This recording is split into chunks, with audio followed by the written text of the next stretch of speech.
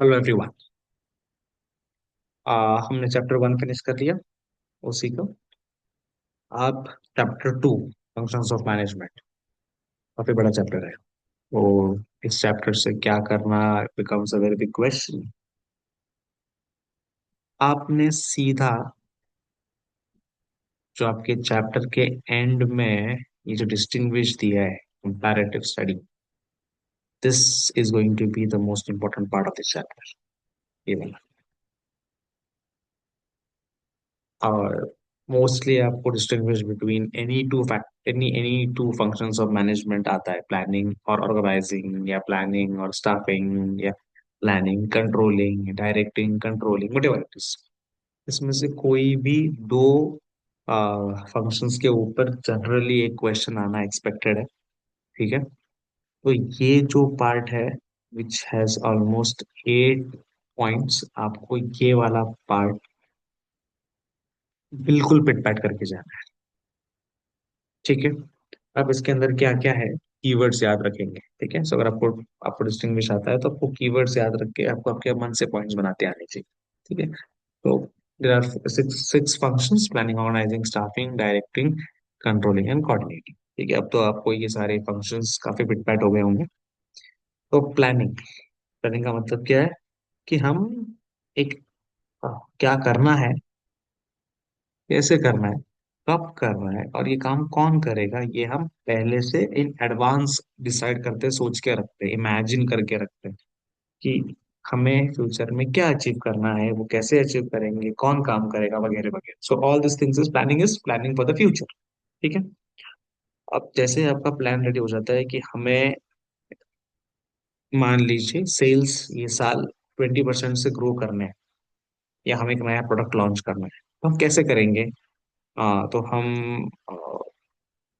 हम लोग रिसोर्सेस को इकट्ठा करेंगे, ह्यूमन रिसोर्स को इकट्ठा करेंगे, हम लोगों को रिक्रूट करेंगे, हम नए नए एरियाज में मार्केटिंग करेंगे, हम प्रोडक्ट डेवलपमेंट के लिए टीम लगाएंगे, वगैरह। तो आप ये सब प्लान कर रहे हैं। एक बार आपका प्लान रेडी हो जाता है तो आप उस प्लान के ऊपर काम करना शुरू कर देते हो। आप आपके एक्टिविटीज को डिफाइन करना चालू कर देते हो कि मुझे एक्चुअल में क्या काम करना है अब, और उसके लिए मुझे क्या रिसोर्सेस लगेंगे। और उस रिसोर्सेस को आप साथ में लाना, उनको ग्रुप करना, और उनके साथ काम चालू करने का आप थॉट प्रोसेस यहाँ पे शुरू कर देते हो। Here you are actually initiating the process of actually executing what you plan, where you will accumulate all the resources. There are human resources, there are material resources, what relationships are to be existed, what SOPs are to be framed। ये सब आप सोचते हो organising में कि आपको क्या steps लगाने हैं, आपको कैसे आगे बढ़ना है। ठीक है। There given you establish authority responsibilities over year. Authority किसको देनी है, उसका हायरार्की क्या रहेगा, ऑल दिस थिंग्स। ठीक है। वंस दैट हैपेंस, फिर आप लोगों को रिक्रूट करना शुरू कर देते हैं। सो स्टाफिंग में क्या करोगे? आप स्टाफिंग में नए लोगों को रिक्रूट करोगे, उसके लिए एक प्रोसेस लगाओगे, फिर अच्छे लोगों को सिलेक्ट करोगे, उनको ट्रेन करोगे, डेवलप करोगे, उनको कंपेंसेशन पे करोगे, और आप एक अच्छी टीम क्रिएट करोगे। ठीक है। उस टीम को मोटिवेशन चाहिए, उस टीम को इंस्पिरेशन चाहिए, उस टीम को गाइडेंस चाहिए। आ, वो लोग आपकी कंपनी में काम कर रहे हैं, बट उन्हें एक सपोर्ट चाहिए, एक प्रॉपर वे ऑफ वर्किंग चाहिए। वो देंगे आपका next function, which is directing. ठीक है। तो directing is the guidance, inspiration and leadership of those women of main and women who constitute the real case of responsibilities of management, basically the top management। तो उसके ऊपर बैठा है जिसका एक विजन, एक गोल है। वो विजन गोल को अचीव कैसे करेंगे, इसका एक डायरेक्शन, एक तरीका डायरेक्टिंग में होता है। डायरेक्टिंग में गाइडेंस, इंस्पिरेशन दे दिया, एक वे ऑफ वर्किंग दे दिया। स्टाफ को सब पता है कि अब हमें कम काम करना कैसे है और क्या करना है। तो एक इम्पोर्टेंट फैक्टर है कि किसी एक पर्सन के काम से बिजनेस नहीं चलेगा। तो सबका काम यूनिफॉर्म, सबका काम एक साथ होना चाहिए। मतलब आप सबके काम एक दूसरे के ऊपर डिपेंडेंट है। ठीक है। तो there should be a thorough coordination between the team. Yes. To understand that business is a group effort, किसी एक का नहीं है। हम सबका एक कॉमन गोल है, और उस सबको, अगर उस गोल तक पहुंचना है तो सबको साथ में काम करना पड़ेगा। ठीक है। और अल्टीमेटली आप जब सच में काम करना चालू कर दोगे, तो जो हमने सोचा था प्लानिंग में और जो हमें एक्चुअल में मिला, क्या ये दोनों में सिमिलैरिटी है? क्या हमने जो सोचा था वो हमें मिला? नहीं मिला तो क्यों नहीं मिला? क्या गलतियां हुई? सुधारना पड़ेगा। अगर हम लोग very close to what we expected, we need to have a new plan where we can increase our goals. हमने अचीव कर लिया या क्लोज अचीव कर लिया, अब हमें गोल्स बढ़ाने पड़ेंगे। सो कंट्रोलिंग में हम क्या देखते हैं कि क्या हमने जो सोचा था वो हमें मिला या नहीं मिला।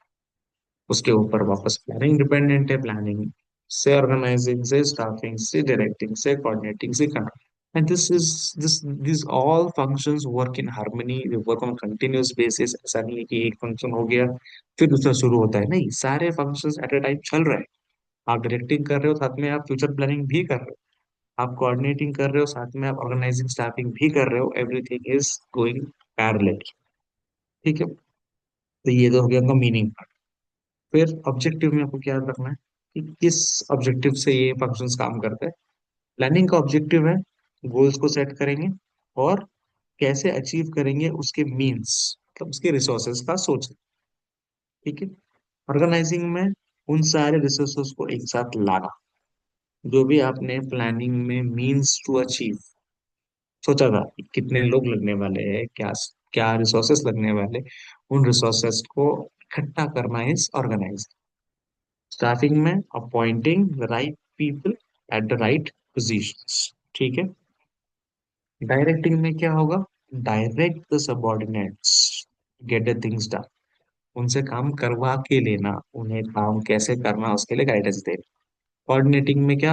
हम इंश्योर करेंगे कि there is not be harmony, harmony between employees, मतलब हर एक एम्प्लॉय दूसरे एम्प्लॉय का वैल्यू समझे, हर एक एम्प्लॉय दूसरे एम्प्लॉय का काम समझे, और एम्प्लॉयज के बीच में एक प्रॉपर कोऑर्डिनेशन। और कंट्रोलिंग का ऑब्जेक्टिव है कि हमने जो ऑब्जेक्टिव्स पहले से सोच के रखे थे उनको अचीव करना।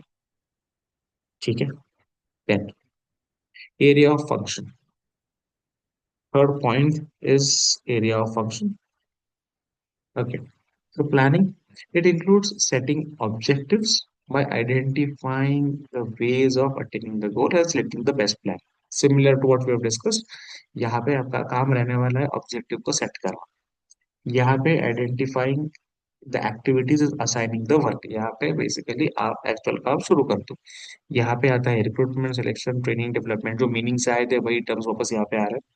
डायरेक्टिंग में क्या आएगा? इंस्ट्रक्शन देना, गाइड करना, इंस्पायर करना, कम्युनिकेट करना, मोटिवेट करना। कोऑर्डिनेटिंग में क्या आएगा? Integration of efforts of all the level of management. Integration मतलब सबके एफर्ट्स एक साथ आने चाहिए, इन हार्मनी आने चाहिए, इन सिंक आने चाहिए। टॉप मैनेजमेंट कुछ बोल रहा है, मिडल मैनेजमेंट कुछ और कर रहा है, लोअर मैनेजमेंट दोनों को समझ नहीं पा रहा है और काम नहीं कर पा रहा है, ऐसा नहीं होना चाहिए। कंट्रोलिंग, सेटिंग अप स्टैंडर्ड्स, क्या अचीव करना है, यस, और measuring the actual performance with the standard. और जहाँ पे भी गड़बड़ हो जाए, करेक्टिव स्टेप्स आपको लेने पड़ेंगे। ठीक है। ये आपका एरिया फंक्शन, मतलब आपके काम का दायरा, आप क्या काम करो। ओके। फैक्टर्स, जब भी आप प्लानिंग करोगे तो प्लानिंग में कौन से फैक्टर्स काम करते हैं? इंटरनल फैक्टर्स और एक्सटर्नल फैक्टर्स दोनों को सोचना पड़ता है। इंटरनल मतलब जो आपके ऑर्गेनाइजेशन के अंदर है, जिसके ऊपर आपका कंट्रोल है, जो रिसोर्सेस आपके कंट्रोल में है वो। एक्सटर्नल मतलब जो आपके रिसोर्सेस आपके कंट्रोल के बाहर है, political scenario, environmental scenario, social environment, ये जो एनवायरनमेंट्स आपके बिजनेस के बाहर है, आपके सप्लायर्स, कस्टमर्स, इनके ऊपर आपका कोई कमांड नहीं, ये आ जाते हैं एक्सटर्नल फैक्टर्स। दोनों को कंसिडर करके प्लानिंग करते हैं। यस। जब आप ऑर्गेनाइजिंग करते हो तब भी आपको इंटरनल एंड एक्सटर्नल दोनों फैक्टर्स को देखना पड़ता है। ठीक है। बट जब आप स्टाफिंग करते हो तो स्टाफिंग में जनरली आपका मैक्सिमम काम आपको, आप, आप उनको कंट्रोल करोगे। तो सिलेक्शन प्रोसेस आपका, रिक्रूटमेंट प्रोसेस आपका, यस, आपको जो स्टाफ चाहिए आप वो सिलेक्ट करोगे, आपके हिसाब से आप उनको कंपनसेशन पे करोगे, तो कुछ हद तक आपका इस प्रोसेस के ऊपर पूरा इंटरनल कंट्रोल। ठीक है। डायरेक्टिंग तो 100% इंटरनल कंट्रोल है, क्योंकि यहाँ पे हमारा इंटरनल मैनेजमेंट नीचे वाले मैनेजमेंट को डायरेक्शन दे रहा है, तो दोनों ही फैक्टर्स कंट्रोल किया जाता है। ठीक है। यहाँ पे again when it come to coordination, ये भी कुछ हद तक इंटरनली, बिकॉज यहाँ पे हम वापस हमारे ह्यूमन रिसोर्स की बात कर रहे हैं। Whereas when it comes to controlling, internal and external factors दोनों देखने पड़ेंगे।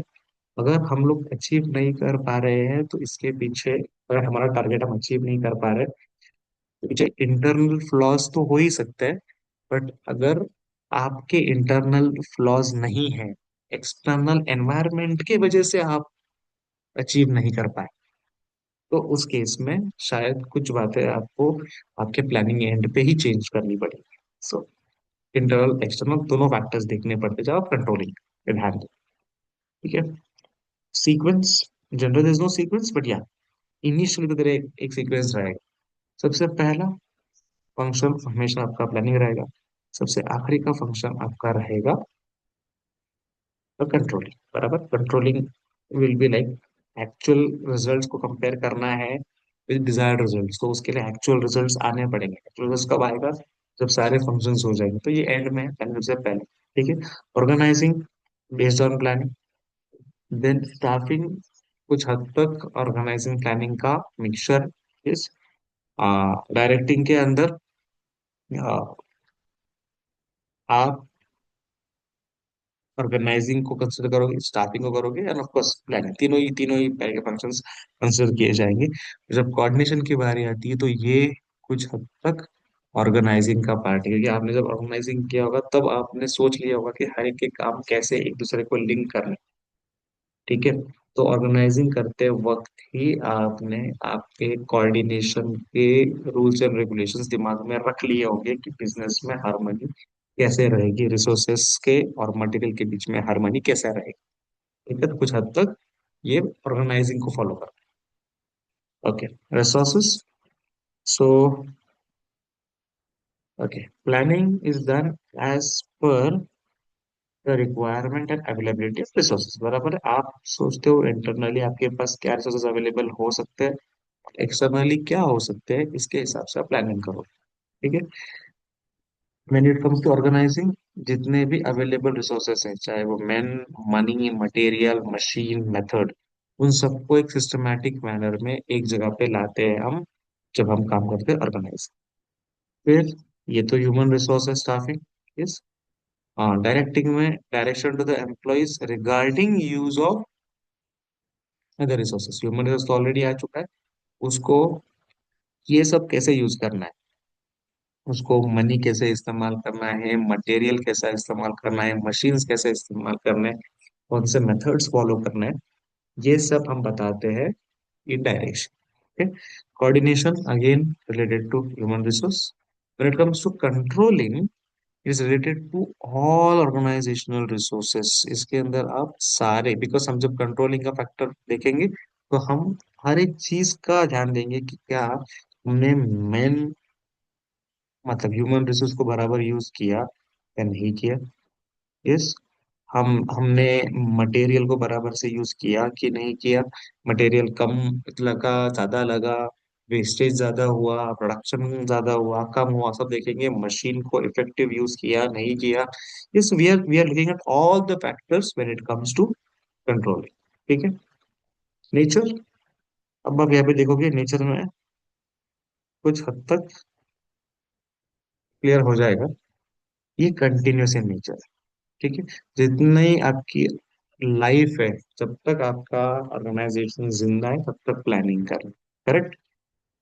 इट टेक्स प्लेस ऑर्गेनाइजिंग कुछ हद तक तब खत्म हो जाएगा अगर आपके रिसोर्सेस वेल प्लेस्ड हो गए। यस। तो बट अगर आपका बिजनेस कंटिन्यूअसली ग्रोइंग स्टेज पर है, कुछ हद तक ऑर्गेनाइजिंग भी कंटिन्यू चलता रहेगा। ठीक है। Then staffing, again continuous process, because people come people go, आपके एम्प्लॉयज आपके साथ लाइफ टाइम तो रहेंगे नहीं, तो आपको हमेशा एम्प्लॉयज की जरूरत पड़ेगी, हमेशा लोग रिप्लेस करने की जरूरत पड़ेगी, बिजनेस ग्रो करेगा तो और लोगों की जरूरत पड़ेगी, तो ये भी एक कंटिन्यूस प्रोसेस। ठीक है। Then directing again continuous process, नए लोग आते हैं उनको वापस हमें क्या अचीव करना है ये बार बार सिखाना समझाना, इनके दिमाग में फिट करना पड़ता है। ठीक है। Coordination no doubt continuous process, yes. And coordinate and controlling is a process we start once the actual plan is, जब तक आपका एग्जीक्यूशन नहीं होता है तो कंट्रोलिंग चालू नहीं होता है। द मोमेंट आपका प्लान एग्जीक्यूट, मतलब आपने काम चालू कर दिया, एक्चुअली तो वर्क है स्टार्टेड, तो कंट्रोलिंग भी चालू हो जाती है, उसके बाद there is no stoppage to controlling. ठीक है। कौन सा काम कौन से लेवल ऑफ मैनेजमेंट पे होता है? तो ऑफकोर्स प्लानिंग कौन करेगा? Top management. यस। ऑर्गेनाइजिंग भी कौन करेगा? टॉप, और कुछ हद तक middle level management. Then staffing, कुछ कुछ चीजों के लिए टॉप लेवल, जैसे प्रमोशन क्या करना है, कंपटीशन क्या देना, टॉप लेवल, बाकी recruitment and all middle level management कर सकते हैं। Yes. Directing, middle level management हर एक काम टॉप मैनेजमेंट को बता नहीं पाएगा, तो एक्चुअल में काम क्या करना है कैसे करना है वो बताएगा मिडिल लेवल मैनेजमेंट। ठीक है। Then coordinating of course all the levels of management, and controlling भी वापस टॉप और मिडिल लेवल मैनेजमेंट की जिम्मेदारी है कि चेक करना कि एक्टिविटीज बराबर हो रहे हैं या नहीं हो रहे। ठीक है। सो lower level is actually concern with the execution, बाकी ये जो डिसीजन मेकिंग है ये जनरली टॉप और मिडिल लेवल वाले मैनेजर्स, टॉप लेवल वाले मैनेजमेंट, ये लोग बैठ के डिसीजंस लेंगे। ठीक है।